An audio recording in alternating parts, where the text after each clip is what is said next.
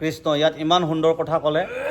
গু বিপ্ৰ হৰি ভকতক পালি হৰিষে ঈশ্বৰ যাৰ, মানে ঈশ্বৰ কৃষ্ণহে সকলো, গু বিপ্ৰ হৰি মানে গোটেই সকলক পালন কৰোঁতা কোন হয়? কৃষ্ণই হয়। সেইকাৰণে ঈশ্বৰেহে সকলো কৰ্মখিনি পালন কৰিছে। আমাক সেইকাৰণে কৈছে কৃষ্ণ একদেৱ দুখ হাৰি কাল মায়াদি অধিকাৰী, কৃষ্ণ বিনে শ্ৰেষ্ঠ দেৱ নাহি আৰ।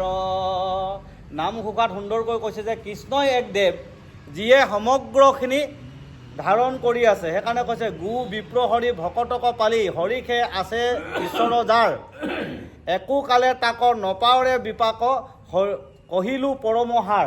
যিজনে ঈশ্বৰ কৃষ্ণত নিজক যদি অৰ্পণ কৰিলে এক শৰণ হৈ গ'ল, তেওঁ জীৱনলৈ একো বিপাক নাহে, মানে বাধা বিঘিনি বেমাৰ আজাৰ ইত্যাদিও আপোনাৰ কি হয় কেতিয়াও নিজৰ জীৱনলৈ নাহে বুলি কৈছে। যিজনে কৃষ্ণক অৰ্পণ কৰিলে নিজৰ মন চিত্ত।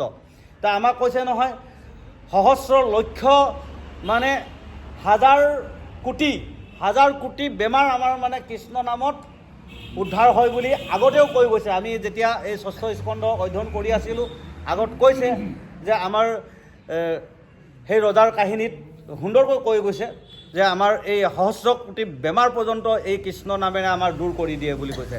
তো সেইকাৰণে আমি ঈশ্বৰ কৃষ্ণই কি কৈছে যে একো কালে তাক নপাৱৰে বিপাক, তাৰ বিপাক কেতিয়াও নাহে। কহিলোঁ পৰম হাৰ, এইটো পৰম হাৰ ৰহস্য কথা জনাইছোঁ যে কেতিয়াও আমাৰ জীৱনলৈ বিপাক নাহে যদি যিজনে কৃষ্ণৰ নামত অৰ্পণ কৰিছে। শিখে মহাৰাজ তাৰে সেহে প্ৰজা, যিয়ে আতি অব্যাহত, সেইজনেহে আচলতে প্ৰকৃত ৰজা বুলি আমি ভাবি থাকোঁ। মই ৰজা হ'লোঁ, আমুক টকা ধনী হ'লোঁ, আমুকৰ মালিক হ'লোঁ, মোৰ ওচৰত ইমানখিনি মানুহে অধীন হৈ আছে। যেতিয়ালৈকে তেওঁ কৃষ্ণত শৰণ নলয় তেওঁ কেতিয়াও ৰজা নহয়। ৰজা প্ৰকৃততে সেইজন যিজনে কৃষ্ণৰ ওচৰত শৰণ লৈ নিজৰ মন মগজবিলাক কৃষ্ণত অৰ্পণ কৰিলে।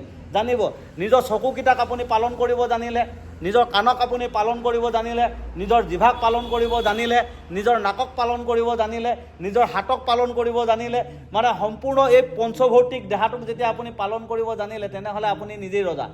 সেইকাৰণে কৈছে মাধৱদেৱে আৰু এটা কৈছিলে যে আপুনি আপোনাৰ বন্ধু, আপুনি আপোনাৰ শত্ৰু, আপুনি আপোনাক ৰাখে মাৰে, হৰিক নভজি নৰে আপুনি হৈ নষ্ট, হৰি ভজি আপোনাক তৰে। সেইকাৰণে কৈছে যে আমি হৰিক ভজিলেহে আমি প্ৰকৃততে ৰজা হ'ম।